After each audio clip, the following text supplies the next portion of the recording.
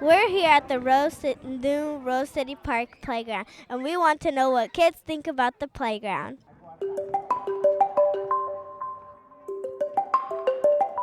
What do you like about the new playground? I like the monkey bars, the nets, and the slides.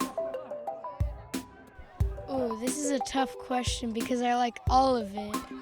But I would have to say the really fast slides or the monkey bars. I really like the slides and the ropes over there. One of my favorite things is the spinning things because they go really fast. I'm only gone for dear life. Okay. Kids love it, but how did it get here? Well, our community was growing, and there's over 2,000 kids that live in our neighborhood now.